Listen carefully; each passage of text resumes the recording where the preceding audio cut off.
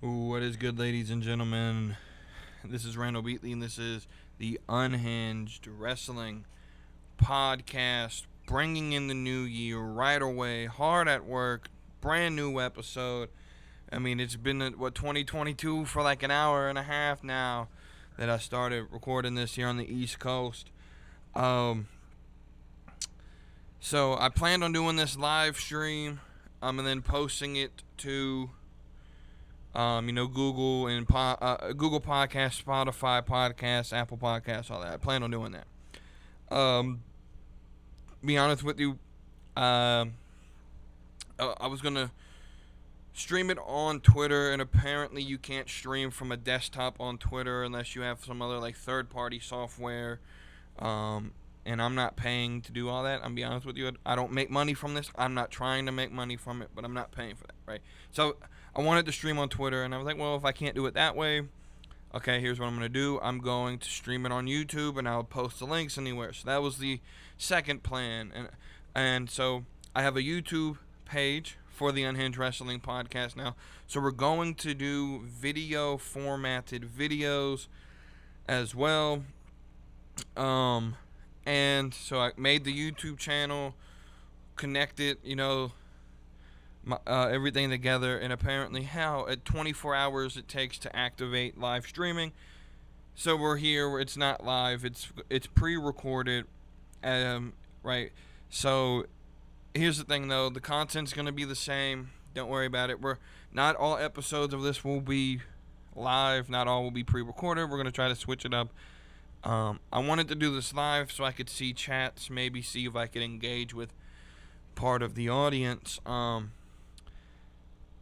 And so, as you can see, we do have a Twitter again. I had an Unhinged Wrestling Podcast Twitter, like, when I first started, and it didn't go well. I just didn't post it enough, and so I got rid of it. And I'm going to try to be more professional in how I handle Twitter, how I with this page, how I handle just the podcast in general. We're in 2022, as I already said. Happy New Year to everyone who's listening. Thank you for listening. We got some stuff to talk about right away. End of 2021 into 2022, breaking the news barriers already, and we're talking AEW today. And I feel the need to talk about this. I have a general rule that I normally don't talk about AEW because I don't watch the programming. But we're not talking, we're not talking programming here. We're not going to talk about what's on air. We're going to talk about the stuff that happens behind the scenes. I ended 2021, one of the last episodes that I ended with was a 20 or was a open letter to Tony Khan. It was called an open letter, my open letter to Tony Khan. And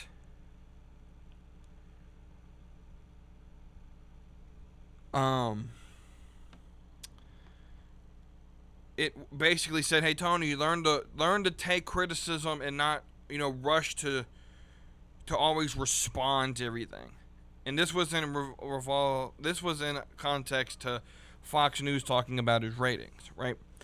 Well, apparently Tony didn't get the message, so we're starting 2022 with another open letter with Tony Khan. In this situation, is the Big Swole situation. Everyone should know about it if you follow anything on Twitter in the wrestling community.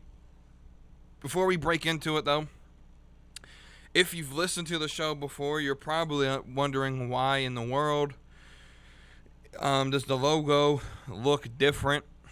I figured, hey, new year, new look type thing. I wanted to switch from the old, white and black kind of like bland logo, change things up a little bit with the navy and neon green. I think it's a wonderful color scheme. It sort of lightens it up a little bit. I like it. were unhinged, but at the same time, I felt like the dark sort of gothic. Like that's not my vibe. And so we got a new design here. I really like that design right there.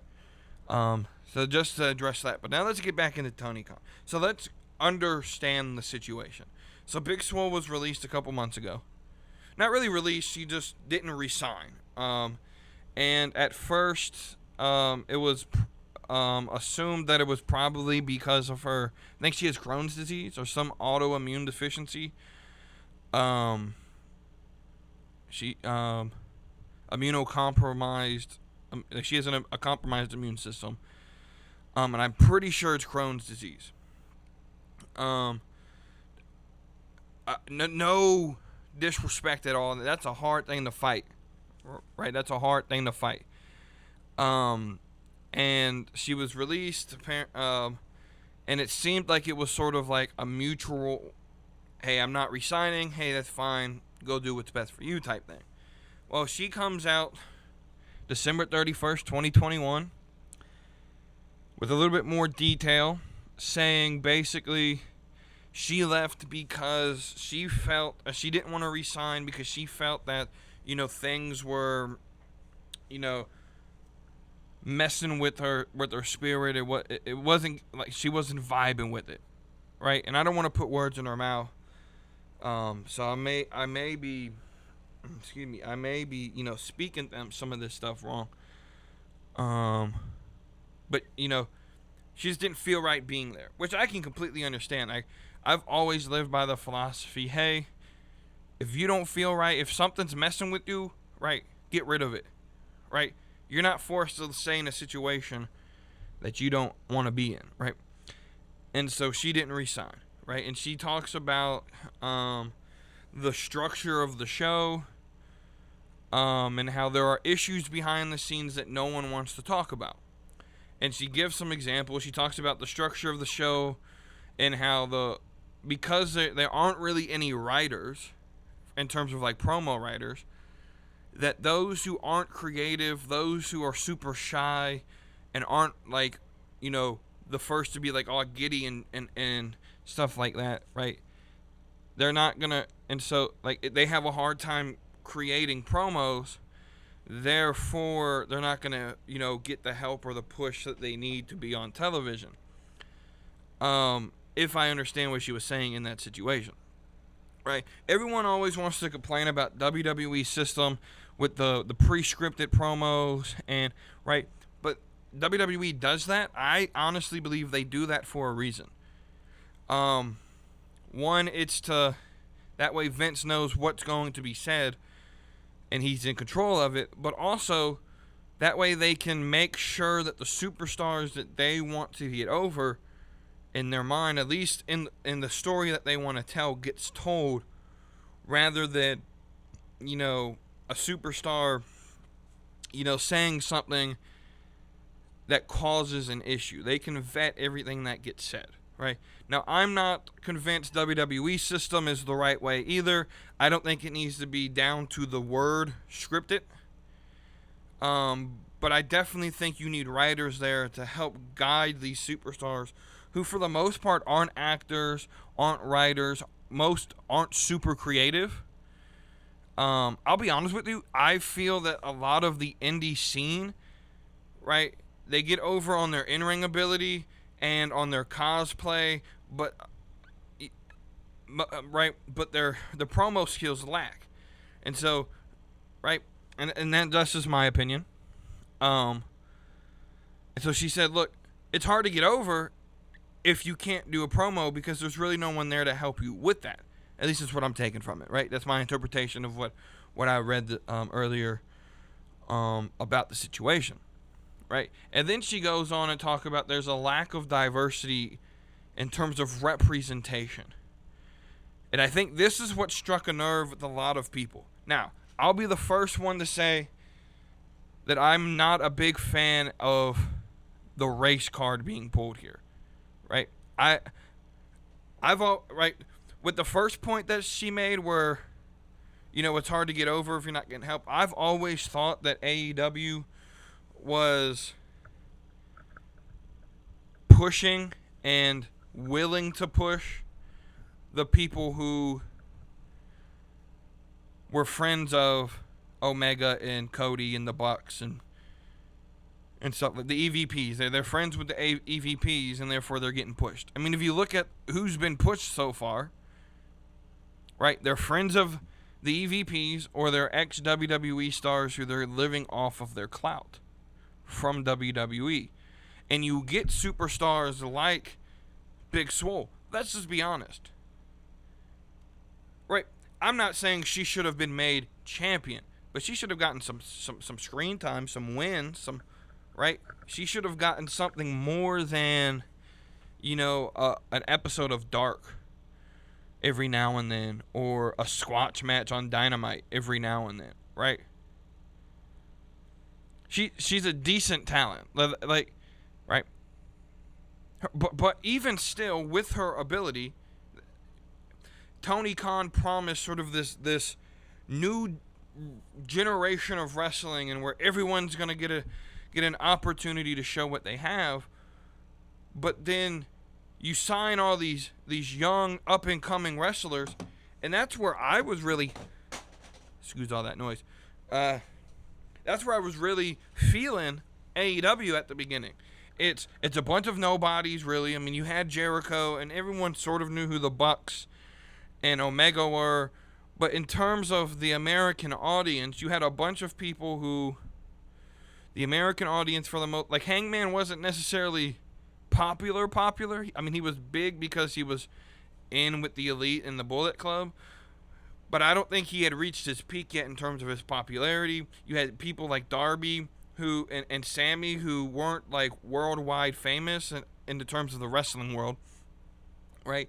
And so they had a lot of potential to grow the audience. And then you had guys like Jericho and Moxley and Cody who were recognized from their WWE name, that they could help get over the company, right?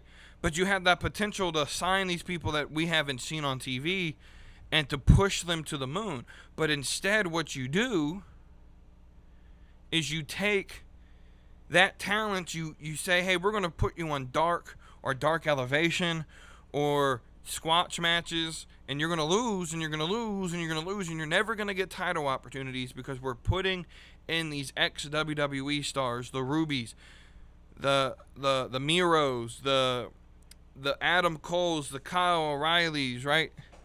We're bringing in all these people. And I would even say Miro's been overlooked after losing the title. Has he really done much? From what I've seen, he's not being really talked about, right? And so, and what a lot of the fans, so there's two sides to this, the people who agree and then the people who don't agree with Swole here. And the people who agree for the reasons she brought up. But the people who disagree, they're sort of saying, well, what more do you want? Right? You had this champion and this champion. You had two Asian women's champions. You had a trans black champion. Inclusive. And the point is, and then I think the point that she's trying to make is that giving, certain prizes, like certain, like she's not saying that she wants people, or that she even, I don't even think that she was saying that she deserved to be the champion, but she deserves to be that representation, right? If you look at the current champions, you got Cody as TNT champion, Adam Hangman Page as world champion, Britt Baker as women's champion, Lucha Brothers as tag champions, right? I hate to break it to you, that's not super inclusive. And let's just be honest, had the Lucha Bros not been friends with the EVPs, would they be champion? Would they? Are the Acclaimed going to get a world title shot? And I'm not one for the race card. I'm not. I'm upset, and I'm really talking about this because of the way Tony Khan responded. So Tony Khan responds, quote tweets the Big Swole's tweet. And listen, I'm going to read his tweet word for word so that people don't think that I'm, making stuff up. We're going to read this word for word on a right here. Let's find the tweet here. I should have had this pulled up. This is my apologies.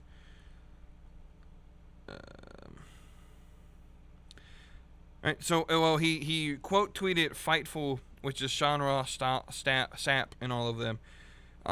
Their article that says Big Swole explains how lack of diversity and structure led to her leaving AEW. So I want to read this and let's see what she actually said.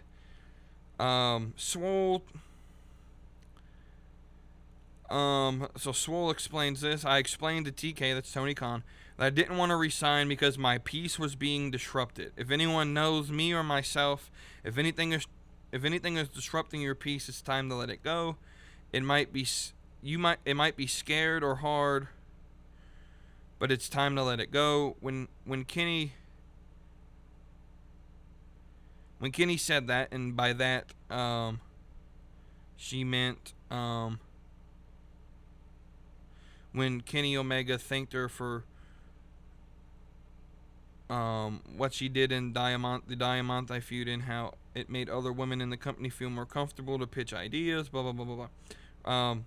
So when she said, when Kenny said that to me, it was the circle coming to an end because Kenny and I would bump heads sometimes throughout my time in AEW. To end it on that note felt good. It felt wonderful to end it at a place where we didn't see eye to eye, but we were there. She then detailed why she left the company and what she told them in her exit interview. My heart just stopped being in it as the reason why I left AEW. I felt like there was a lot of things, and I told them in my exit interview that there was a lot of things that need to change. I know fans of the company don't take criticism well sometimes. I'm certain one, and I agree with that point, by the way. But know this is somebody from the inside. The structure is a little off. It's fine to be loose, but I like to have a little bit more structure. I felt like the women shouldn't have gone through everything they went through just to get on TV or get time. You're signed to this big company. You should get time. All these men are getting time, but the women aren't getting anything, or you're not putting people on TV because more people are coming in. Okay, there are more people coming in, but you don't have enough product for all of these people. Now you have all these people sitting around having 2 or 3 minute matches on Dark, and that doesn't keep me happy. Shoveling more money doesn't keep a person happy. We've seen time and time again, especially in a place where there's not enough space.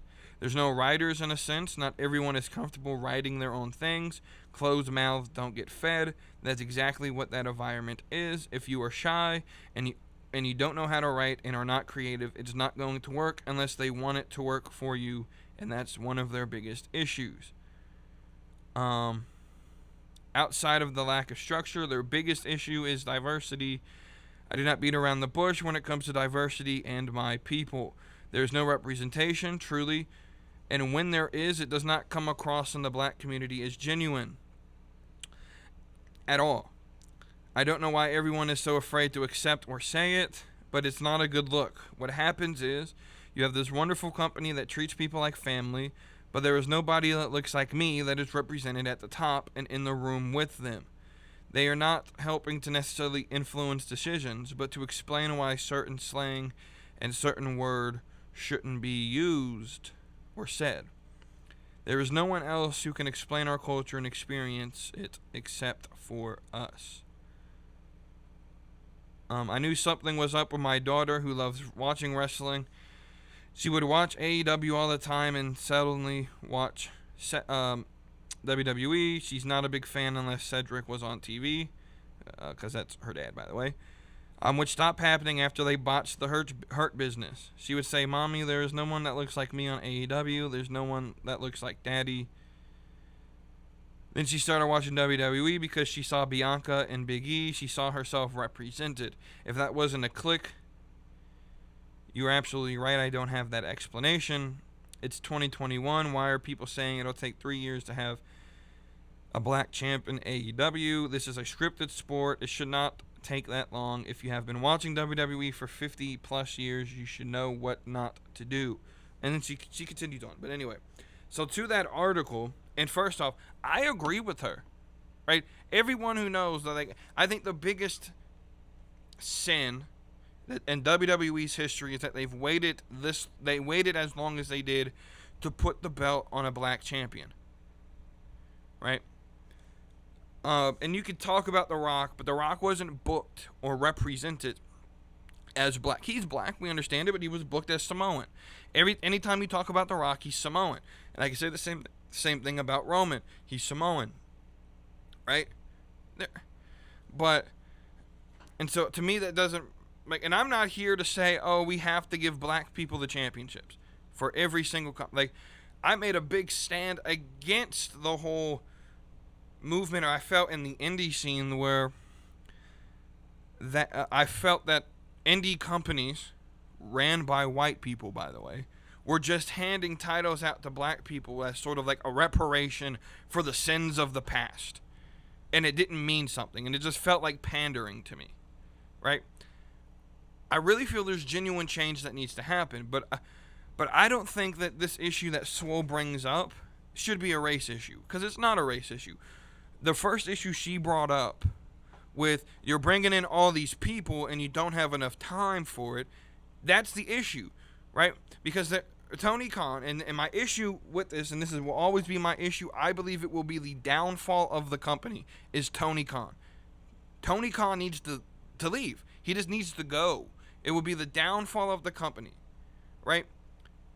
I'm just being honest. Tony Khan is the downfall of this company. He's going to kill it.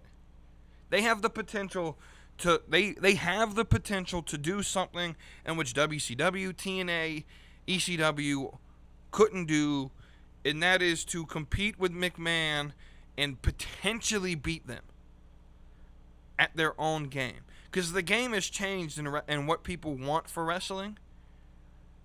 The game has changed, and a lot of people are, falling away from watching WWE. I don't ever think they're going to go out of business, but Vince McMahon could sell real quick, right?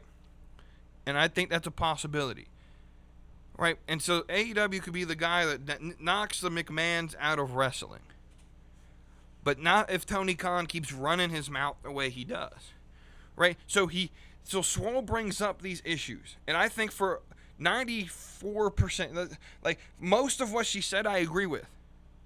Right? When you look at the state of AEW today, you don't see anyone who represents the African American community. Right? You got your competition, you got AEW. Let's look at AEW. You got Carmelo Hayes, who's a champion. Big E's a champion. Roman's a champion. Bianca was in the picture at one point. I think she'll be champion once again here soon.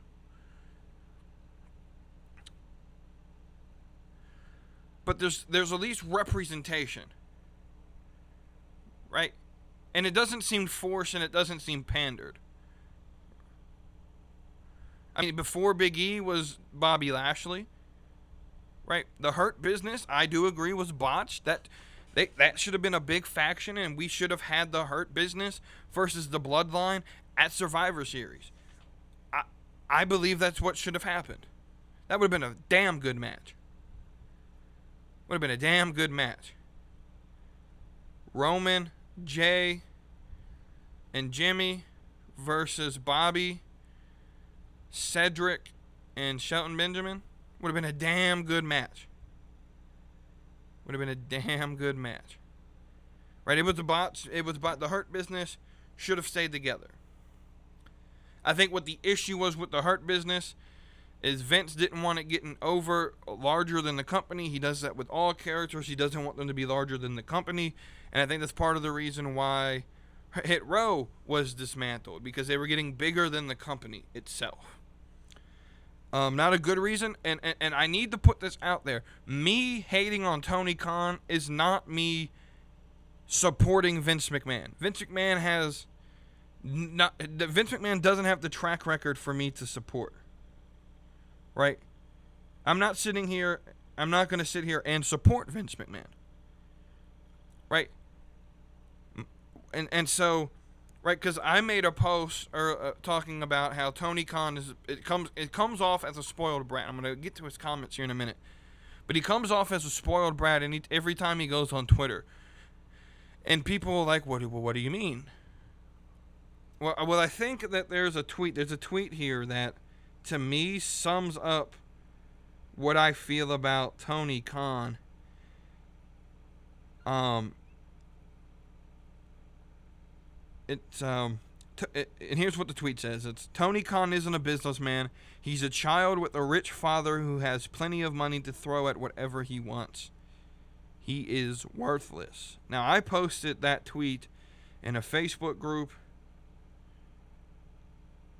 and she's right.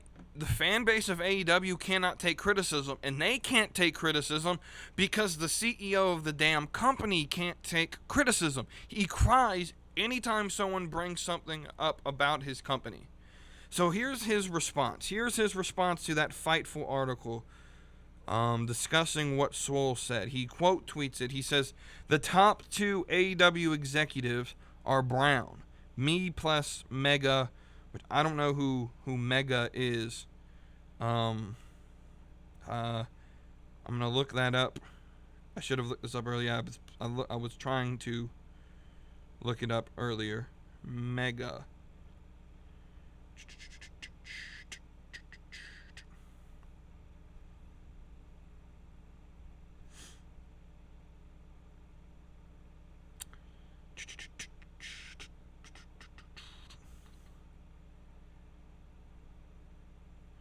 Mega Parek, Chief Legal Officer. Let's see if I can get a picture of. But she's part of the Jaguar set. Okay.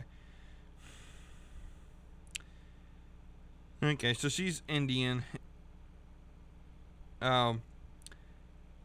First off, that's not what she was talking. Like, she's not talking about Hispanics or Latinos or like she wasn't talking about that. She was talking about representation of her people, and she said that her words were my people, right?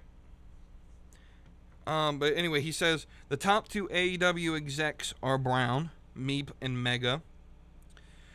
Jade, Anthony Bowens, Caster, Dante, Nyla, Isaiah, and Mark Quinn all won on TV in the month of December. The TBS title has been very diverse. I let Swole's contract expire as I felt as her wrestling wasn't good enough. Hashtag AEW Rampage Street Fight tonight. So first off, let's break this down. First off, she wasn't talking about you, Tony, in terms of you're being diverse. Like, I need people to understand this. Like, she wasn't trying to say, oh, hey, there's not diversity in terms of non-white. Because, you know, we do got the Lucha Brothers and Thunder Rosa's there, and Tay Conti is, I guess you could, she's Latina.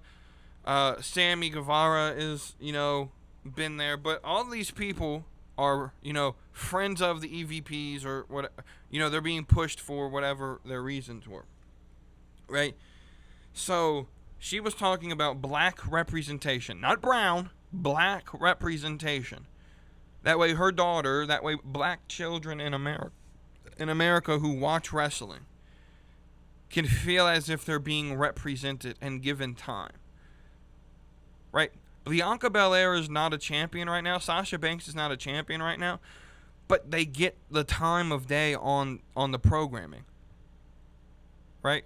That's why so many people were so upset about Naomi. Naomi is not the best women's talent, but she was a representation of the group, right, of her fan base. And people loved that. And I'm for it. I'm all for it. Like, I don't think we need to give titles, like, to make every champion black as terms of reparations. And I don't think this needs to be a black thing. But Tony Khan, I want to break down his response, right? And I'm going to give my opinions on his response. So not only does he sort of takes the point just went over his head completely, And instead of addressing, hey, why is there no black representation, he puts the spotlight on himself and says, hey, look, I have 2 executives who are brown. Right? We're diverse. I have 2 executives who are brown. And then he goes on and he says, hey, look at all these black people I had win in December. Right? And the immediately as I read those words, like, I got the vibe of, hey, I got black friends. You ever know that white guy that, like, thinks he's black, or the white guy that, like, supports black people? It's like, oh, I'm not racist because I have black friends. Right? We all know that person. We all know that person. Right? And I get this vibe from Tony Khan when he says, hey, look at all these black people that I had win in the month of December. Granted, if you look at the names that he listed, all but Jade are background filler pieces. Bowens and Castor, Dante, Nyla, Isaiah, Mark Quinn. They're all filler pieces in the background, not getting main title picture pushes. The only one that is getting a big push of the ones that he listed is Jade Cargill. Which is very funny, considering the next statement that he made. I let Swole's contract expire as I felt her wrestling wasn't good enough. Now, Tony, look me straight in the face. I would ask you this question right to your face, and I would tell you, Tony Khan, look me straight in the eyes and tell me that you think Jade Cargill's wrestling is any better than what you get out of Big Swole. Stop lying, you dumbass. Like, stop lying, because it's not. Cargill is no better than Big Swole, but she's getting the push. And I don't know if it's the look, because she's appeasing to the eye to look at, or what it is that's giving her the push. But she's getting the push. And look, I like Jade. This is no shade on Jade. This is shade on Tony completely. Now, I would have been somewhat okay. I think there are, up to this point, so if he would have tweeted the top 2 AEW execs are Brown, Jade, Bowens, Castor, Dante, Nyla, Isaiah, and Mark Quinn all won on TV this month, and the TBS title tournament has been very diverse. Hashtag AEW Rampage, and left it at that. While there are flaws in that comment, he has the right to sort of say that as a promoter of his business. Where I'm pissed off is the last comment. I've already read it a couple times. I let Swole's contract expire because her wrestling was not good enough. So first off, he flip-flopped. I'm gonna prove to you he flip-flopped on his stance on that. But second, you're the CEO of the company. You're the CEO. You are the big honcho in charge. He needs to start acting like it. He needs to start acting like he is the head man in charge. Because this childish shit won't play, man. This is not professional. And this is why I've been saying he's a spoiled ass brat who grew up with a daddy who owned 2 sports teams that gave him everything he wanted, that never had to work hard a day in his damn life. He gets to run a company and play GM mode with all the talent in the world.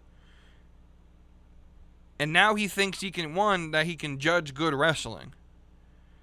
And 2, he thinks he knows how to run a company. Right? You don't ever see Vince McMahon go on Twitter about anything negative about his company. He doesn't respond to anything negative. He doesn't respond to hate tweets. He doesn't respond to anything that would bring a negative connotation to his company. Everything on Vince McMahon's Twitter, I'm pretty sure he doesn't tweet himself. Right? And Tony Khan needs to learn to do that. He needs to get some tougher skin. He needs to stop being a spoiled little baby. He needs to toughen up. He needs to take the critiques and either ignore, like, even if he would have just ignored the whole situation, or like to me, put on your CEO hat and understand you're running a company. Put on your good PR hat here, and say, we've heard what she had to say, and we'll investigate and make changes as we see fit. That's what I would have said. Like, you could have been, and he could have been straight up lying, but at least acknowledge that you heard her critique. Because this tweet comes off as completely dismissive and deflective of everything that she brought up. And she had a lot of good points. And then the last thing, he promotes the show tonight. Hey, watch the street fight of all white women. Hey, watch Allie and Penelope and Anna Jay and Tay Conti. All light-skinned, fair-toned women. Hey, watch that tonight. Look, and I don't care, and I'll make this clear, I don't care about the race of the competitor. I don't. But it just comes off like, hey, we heard you, but we really don't give a fuck. Or, I'm not going to listen to you. Now, let's go back and prove that Tony Khan is a lying fucking whore, and that or he flip-flopped. He flip-flopped. On the Revolution media call, he called Swole a great wrestler, saying how much he liked her personality and was big talking her. And now you don't like her wrestling because she made fair points. Now let's read. I got some pictures here of what was said during the media call from another tweet directed towards Tony Khan. Said, "This you, Tony Khan?" And it had a quote. Quote from Tony Khan: "Swole's a great wrestler. She's got a great personality. I think in the ring, she's gotten better, and she can continue to get better. She has risen up. She had a great record in 2020 and reached the top contender at one point. She got a title shot.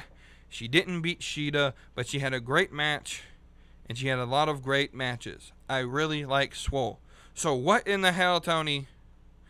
What in the hell has changed? Because she called you out? Because she called you out? Is that what changed? Why she's no longer a great wrestler? Is that your deflective point to prove that, or to deflect from the fact that you may have a culture issue?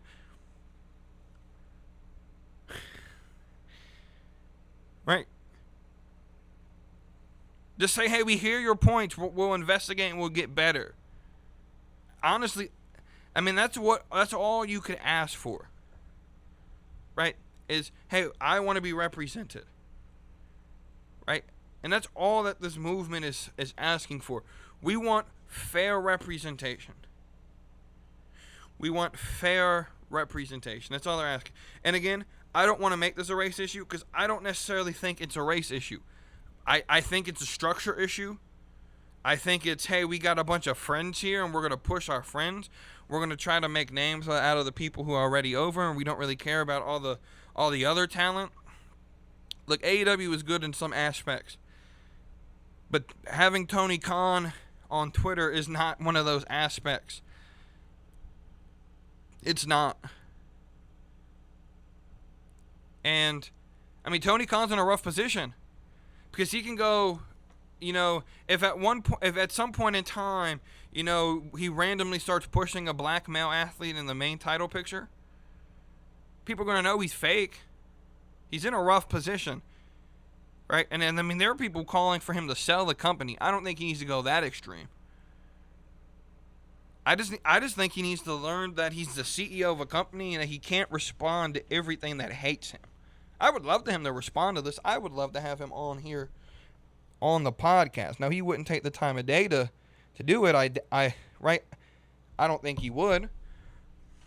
But I would love to have it happen. I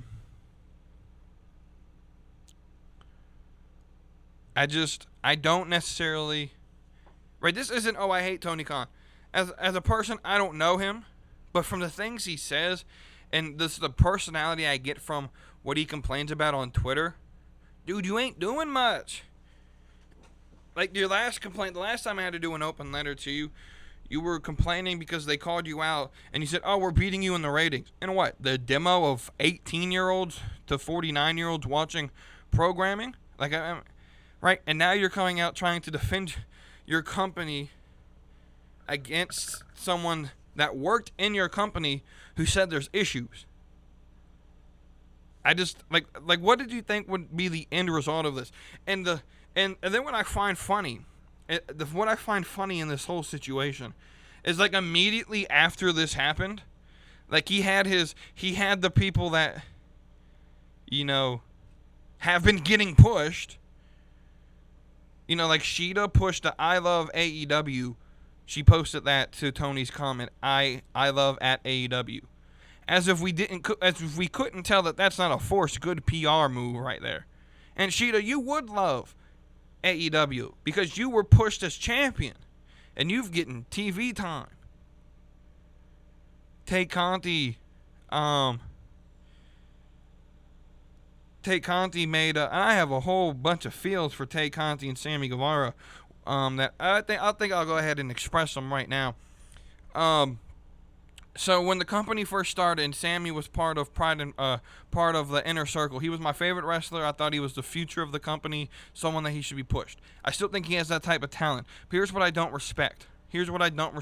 I have no respect for him anymore. I have no respect for Sammy Guevara. This is the guy who proposed on national TV to his girlfriend and then ended that relationship to date a coworker. Like, mere months later. Like, wasn't it like 3-4 months later? Like, if you weren't in this, dude, if you weren't in this, big dog, you shouldn't have proposed. Like, I lost all respect for you, dude. There's no defending it, man. And even more for Tay. I love Tay. She looks great. She's one of the best looking women, I think, in professional wrestling today. But looks only go so far. This bitch a homewrecker. She divorced her husband. Who knows how long they've been divorced because they really didn't announce it. But she divorces her husband, right? And then she goes in and home wrecks Sammy's relationship, right? And everyone's like, oh, Sammy traded up. Yeah, he did. But guess what? That's not the point. Did we not think about Pam's feelings here? Like, honestly, at this point, just fuck them both. Like, and then they're going to post a picture today, Happy New Year 2022, and it's Sammy and Tay kissing. Like, I don't care if you're trolling or not. Fuck you, man. I lost all respect for both of y'all. I don't care how good of a wrestler you are. That shit ain't funny to me. Right? It's just not. It's not. Tell you what, this company, man, could be this could have been the greatest thing ever to happen in wrestling. But every year, man, it seems like something happened. This is about to be a whole season of Dark Side of the Ring. That's how I feel sometimes about this company. But yeah, Tay comes out and you know, again, promoting her street fight that they were having. Talks about, you know, I'm Latina and I have struggles. And Tony made me feel comfortable speaking on the mic.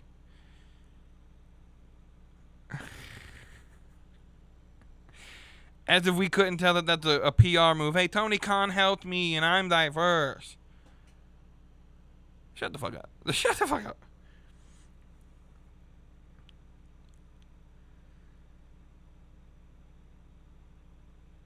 But then, okay, so a lot of people don't like Brad Shepard. I think he's fantastic. I'll be honest with you.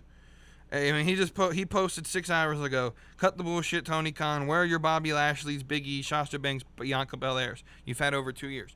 Can you tell me one black male superstar other than Scorpio Sky that has had a main title push? I mean, they had Powerhouse Hobbs, for God's sakes, who looked the part of a champion. Someone that would whip the shit out of Kenny Omega. And no, secretly, part of me thinks that Tony Khan didn't have Omega lose to Moose like should have happened. Like Moose should have been the one that beat Omega, not Christian Cage. but it's little old Omega. You have to protect Omega. So let's give the Impact Championship to Christian to have him lose to Moose. That way my dear and precious friend Kenny Omega here doesn't have to lose to Moose. And part of me, and I don't know if this is true or not, but part of me thinks that maybe, just maybe, the race issue there had a part of it. And I don't want to think that way. I don't want to think that way. Because I don't like thinking in those terms. That's what divides us as people, is thinking in terms of groups. Right?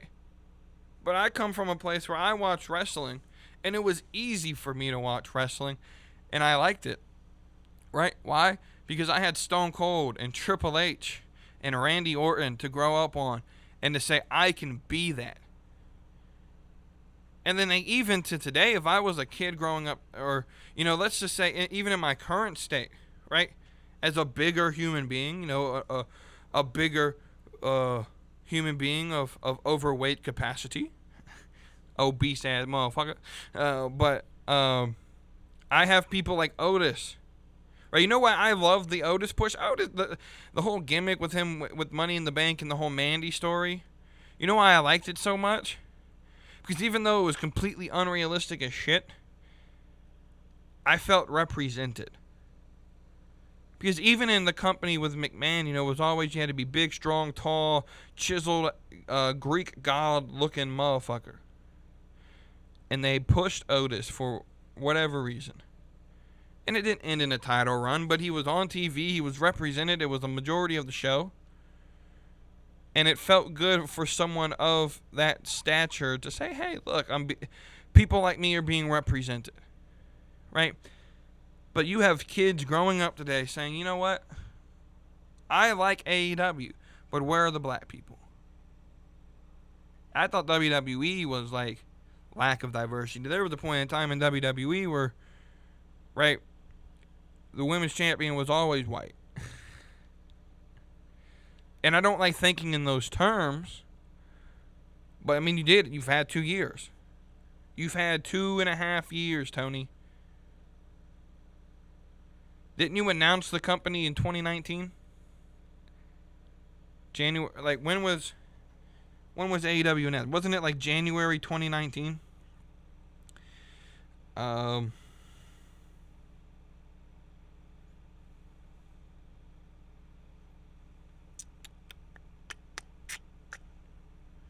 The announcement of AEW's creation came at midnight Pacific time on January 1st, 2019, in an episode of Being the Elite. So yeah. 3 years ago. To the day of this episode, January 1st. It's 2022 now, so 3 years. Tony Khan, you've had 3 years since the day of the announcing of the company to find someone like Big E. You know why I like New Day?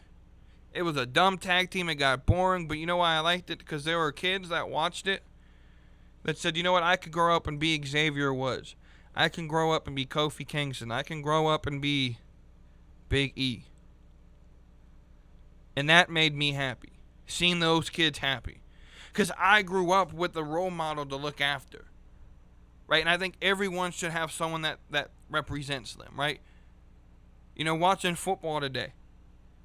Kids, like I grew up and watched football, and my favorite player growing up was Teddy Bruschi. Now, I didn't ever play football, but if I did, hey, I want to be Teddy Bruschi, or I want to be Rob Gronkowski. I remember in, high school wanting to be a tight end. Like, that's the reason I didn't play football, was because they wouldn't let me be tight end. I had to be on the offensive line, and I didn't want to do it. But I wanted to be a tight end because of Gronk. And, right, Gronk played, and Gronk was my favorite player for the longest of times. When was he drafted?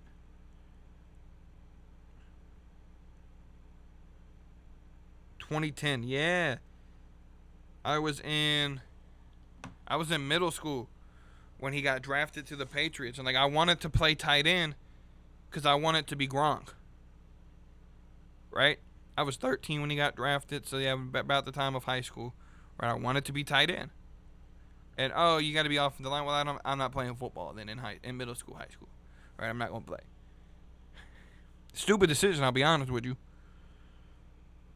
But I had someone I could look up to that said I could be that person.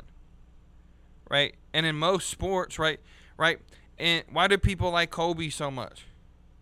Because people could look up to Kobe and say, I want to be just like Kobe. He represented the African-American community. Same with Jordan. Why was the whole Jordan idea, like, in that time of basketball when Jordan, was getting the shoe deals and the commercials and the movies, why was that a big deal? Because for the most part, you didn't have a big brand, to be honest, have a black person represent the brand. Right? You know how easy it could have been for Nike to say, hey, we're going to make these Jordan shoes. It's going to be about you, Jordan, but in the commercial, we're going to put Larry Bird with you. Right? They could have easily done that, but they didn't.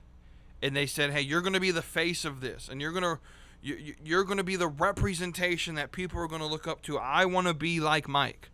Right? Like, representation is important. And that's all they're asking for. Is to have that representation so that the next generation can have someone to look up to. It's all they're asking for. That's all they're asking for. I don't think that's too much to ask for. Right? And a predetermined thing, like it's different in like MMA. Right? It's different in MMA. Somewhat. Like if Joe Rogan, and UFC didn't push like black people, and his excuse was, well, there's no one of good caliber with the record-wise that could challenge our champion. For the most part, okay, yeah, that's on the fighters because they're not winning their fights. But in WWE, it's in AEW, and this predetermined shit, right? I don't care how much you try to push these records in AEW, it's predetermined. You could have pushed Swole to win. You could have pushed. But I can't. Other than Jade, what is it? Red Velvet, Brandy, and Swole. But Swole's not there anymore. I'm gonna go to AEW's roster. I'm gonna go to AEW's roster from their website. Now, I'm only talking about African American representation. I don't care about the Hispanic, Asian. I don't care about none of that. You can be that diverse in those areas as well, but Swole was talking about black representation. So we're going to look through here, right? We're going to look through here, and I'm going to count how many of each. Bowens, I'll count. A Go-Go, I'll count. It's 2.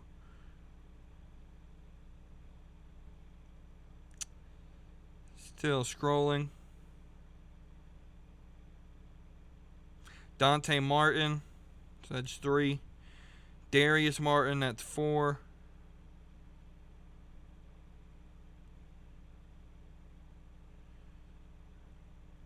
Isaiah Cassidy, that's 5.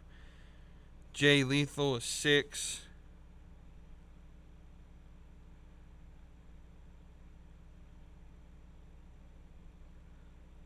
Lee Johnson, that's 7. Lee Moriarty, that's 8. Leo Rush is 9. I'm not going to count Mark Henry, that he's not a wrestler. Mark Quinn, so that's 10. Caster is 11.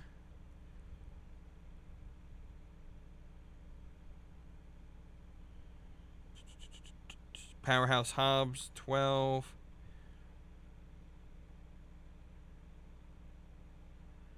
Scorpio's 13. Sean Dean is